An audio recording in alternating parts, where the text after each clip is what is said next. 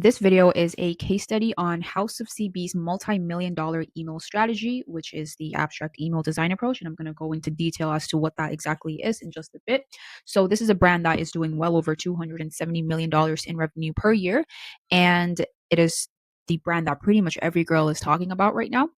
So, as a preface, this is just what some of their emails look like. We're going to be dissecting one of their emails, this one at the very end here, in showing you exactly what they are doing, the thought process behind each email, and how they are able to ensure that every email they send out looks different from the next. So, House of CB, like I said, it's a nine-figure women's fashion brand. They did over 250 million pounds last year in total revenue. The owner, if you don't know her, is Kana Walker. So she actually started the brand on eBay, and she was one of the first people to take advantage of influencer marketing in the early days when no one else was really doing it. And then eventually, what happened was celebrities like Beyonce and Kim Kardashian started wearing her dresses.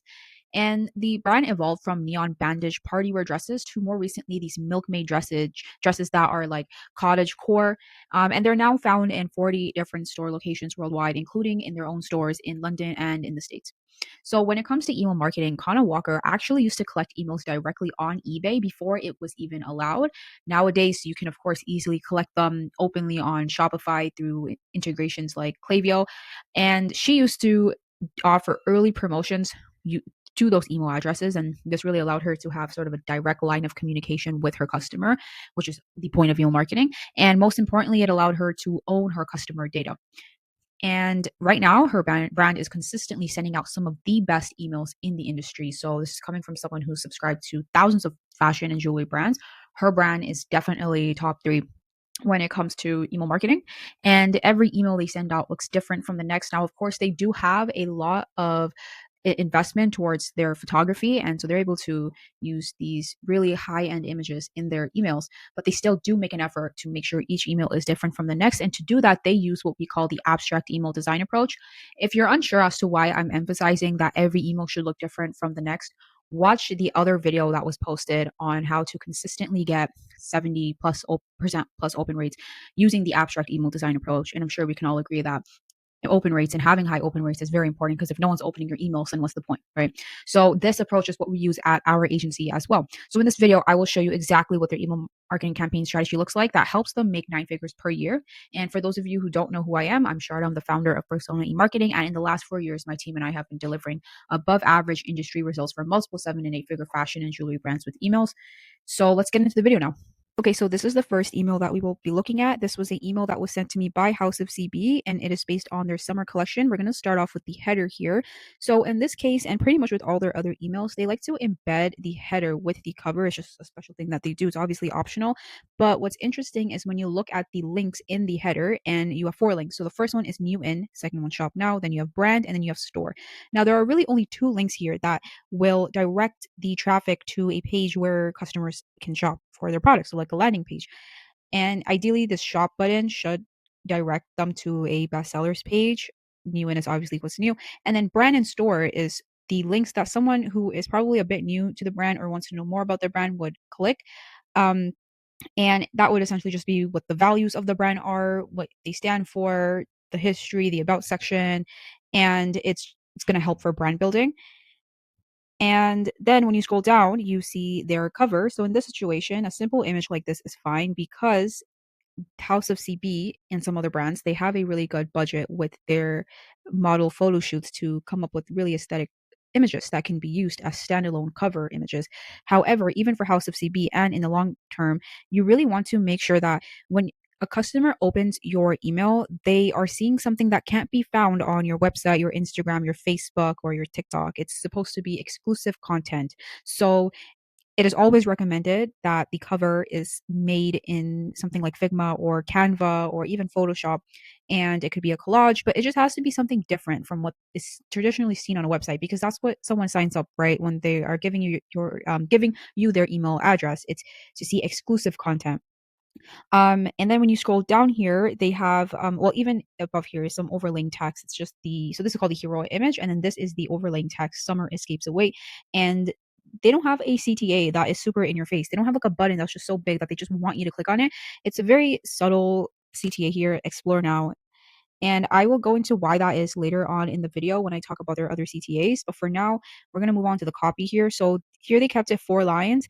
And if you read the copy, you notice that it is much less focused on the product itself, but rather on the reader. So they use a lot of like like here when they say you deserve it, they've got you'll be heading to sunnier climates with a wardrobe that matches. So it's very focused on the reader.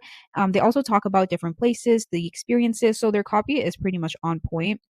Uh, However, like with copy nowadays, you just want to be careful with making sure it doesn't sound too much like AI.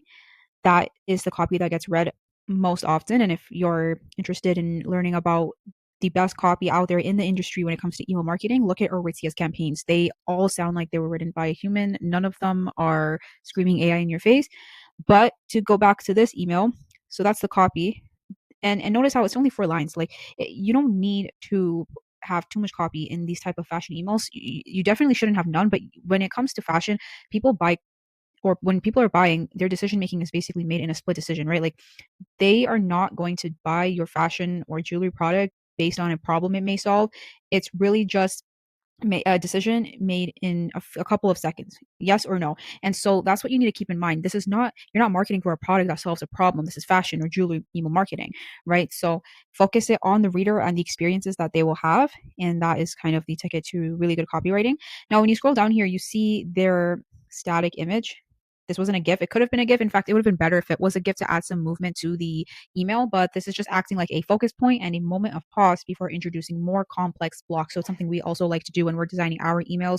Before you go into some more complicated blocks, it's always good to have like a simpler one where this could be a GIF or a static image. So right now we've reviewed the header, the cover image, some copy. It's very traditional to have copy right below the cover image. And then this is the technically the first block is just a static image. This is the second block, this collage right here. And this is a third block. This is the grid. So that's really the terminology that I will be using for the rest of this video. When I say block, I just mean whatever comes after the cover image and it's distinct and can stand by itself, right? So this is a collage. Um, this one is to really add dimension, allows you to show the product in more than one way, which is why I always like to tell our clients that it's always good to have these type of product images where that's just showing the product by itself along with the model shoot, because it allows your email marketer or whoever is doing your emails, whatever agency, it gives you them so much more creative freedom to create that exclusive content that only your email subscribers get to see when we have different types of images. So going more into this email, they have a 3x1 grid right below the collage. This is very useful for when you are showing similar products and you want to show them side by side. And again, look at their CTA, golden hour approved. Now, golden hour is kind of a ChatGPT word or phrase. I would avoid that. But notice how it's not like a really big button or something that's super in your face. It's just very subtle because the CTA is not what's selling the email. It's the email is selling itself, right? The design, the experience that the customer has as they're scrolling. It's so, it feels like something out of a scrapbook. So they don't need these extremely in your face CTAs that you see for, let's just say, a supplement brand or a technology company, wearable tech, or whatever it may be. This is fashion, and you want to keep your CTA subtle and not in their face. Um, Moving down. So now we have covered the cover image, the copy, the static image, and the collage and the grid. Now everything is just going to repeat, and they have it repeating 3 times in total, basically. And the reason being is because of the concept of the email, right? They wanted to show 3 different destinations. So this was the beach holiday, this was the city break, and this was the countryside escape. And this is the best way to structure the email. It's beautifully structured and it does what it's supposed to do, which is show different looks for 3 different types of destinations. And they always have this motto at the end of their emails. It's always House of CB. They like saying that a lot. It kind of adds to the branding. But overall, as you can see, usually a cover followed by a series of blocks that are usually different from the next. Because most brands, what they like doing is having a bland cover followed by a simple grid of product images. If you keep sending that to your email list, they're going to get extremely exhausted of seeing that. So this is the alternative, and this is obviously takes more effort than that, but in the long term, it's going to pay out much better. So here is another great example by House of CB that uses the abstract email design approach. And for starters, they have the header. Like I said, they love embedding that into their cover image. And the way you would do that is by having 4 separate sections that you would import into, let's just say Klaviyo, if you're using that. And then you would set up a table and you would combine them within the software. The cover usually has their overlaying text. They like to use 2 different font styles. Again, CTA, notice how it is not in your face. It is a very subtle call to action. They just said shop the collection. Then when you scroll down, you see a static image below the cover. So this is essentially their first block, and they have some text in the corner here. Then they have a very pretty collage here with textured background and some cursive text and this envelope element. And they're really good at overlapping certain images with elements to make the block look more like something that was curated specifically for their email list. And they have some text. Then they have a landscape style image here, a portrait image here, another beautiful block here that has some textured elements, textured background. And then they have a static image, another landscape image, some grids down here. So this is a 2x1 grid. This is a 2x2 grid. And overall, the point that I really want to drive home again with this email is that stay as far away possible you can from those boring images that have the grids. This is the exact type of approach that you should be taking with all your emails. It's such a well done email, because if you want to be playing on the same playing field as these nine-figure, multi-nine-figure, eight-figure brands, then you also need to be sending out these abstract emails. And it's totally worth it to spend the time, effort, and money making these emails possible, because the ROI is incredibly huge, especially if you are getting 70, 80, 90% open rates, which these emails will get you. Um, and the abstract email design approach is just more of a successful high ROI approach than a simple grid. We're going to take a look at some more examples from House of CB now. Okay, here is another email by House of CB. So this is based on the return of their bandage dress. When they originally started out, this was the dress that was a super big hit for them. And more recently, they brought it back. So this is an email regarding that. So they start off with the cover image and then some text. And then what I really like here is that they have a fast moving GIF. So when you want to use GIFs for your fashion brand, you need to test out the speed that is the most optimal and gets the most amount of clicks for that specific block that contains the GIF. So in this case, they're using a fast moving GIF. For some of our fashion brand clients, we notice that the fast moving GIF does convert better, but it does depend on the age of your target audience. So and of course, you'd want to test this out and set up an A/B test with the time delay on the GIF. However, with a audience that is, let's just say, 30 to 40 plus, a slower moving GIF has converted better. With a younger audience, a fast moving GIF is much better. But do test that out. When you scroll down after the GIF, you see a banner and then a collage, some text, a static image with overlaying text, and then another collage. But they have about 1, 2, 3, 4 different blocks in a single email. So that's a pretty good number of the types of different blocks you want to, or the number of different blocks you want to have that will go below your cover image. Here is another example of them using the abstract email design approach. So they have the cover overlaying text, and then essentially they're trying to show three different dresses here, and they've kept it to a similar block style for all three dresses. It's it's an amazing block, and it's very product focused. They have some like cursive text and two different text styles here, which makes this block look very vintage and kind of chic. So they're showing three different dresses through that same block style. And then when you scroll down, you're going to see a 3x3 grid and then a static image, and then their motto. This is the last example that we will be looking at.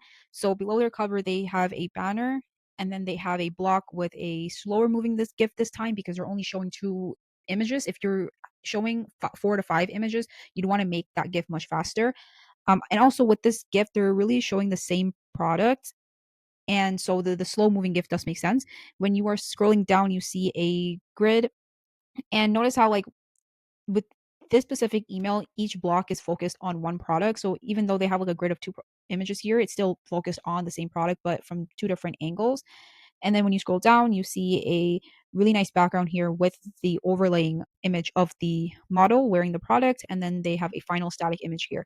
Now, they didn't really need to kind of go all out with making collages and having overlaying text only because they have a super busy background, right? Like the background that they shot these model images in are already so busy. It's okay to have a simpler email like this, but what they did do was make sure that it was abstract and that they have a variety of different blocks as you're scrolling instead of having a boring grid of product images. They, even though they have such a big budget to produce these aesthetic and pretty model shoots, they still make an effort to make sure that their emails are following that abstract email design approach. And that is exactly the type of brand that reaches these 8, 9 figure marks, right? Their attention to detail is so incredible that their customers enjoy the exclusive email content that they send them. Okay, so now that you've had a look at 5 different House of CB email designs and have heard my analysis of them, I'm going to tell you why this specific approach is so powerful and why it works. So, what we're really trying to do with the abstract email design approach is break patterns. So, what does that mean? When someone enters their email inbox, they're in a very specific state of mind. They're in a state of efficiency, a state of unconscious conditioned behavior. And your job with your email is to take them out of the state by sending them something that they have never seen before. And so, that's exactly why House of CB's emails are so different from each other. So when you send them something that they've never seen before, what that does is that it takes them out of the unconscious and into the conscious. So they can actually take action on your email, which is to click, go to your website and make a purchase. That's the whole point. Otherwise, if you're not making sales from your emails, then there's no point of doing or sending emails out in the first place. So because of this, we need to introduce what is known as a pattern interrupt. And we do that through the different blocks that we have in the email. As you're scrolling, each block is different from the next. And that's exactly what we saw House of CB doing as well. Now, if all your emails constantly look the same, you're far from interrupting any sort of pattern. The customer can easily guess what you've just sent them, which reduces the likelihood of them opening your email in the first place and making a purchase.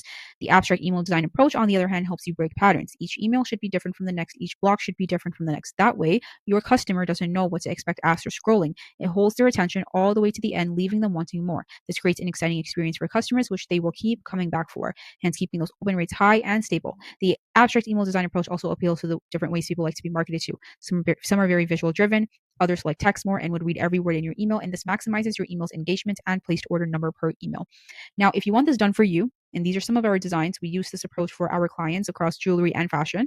If you want this done for you, then click the link in our bio to book an intro call with me. If you're watching this on Instagram or LinkedIn, if you're watching this on YouTube, then click the link in our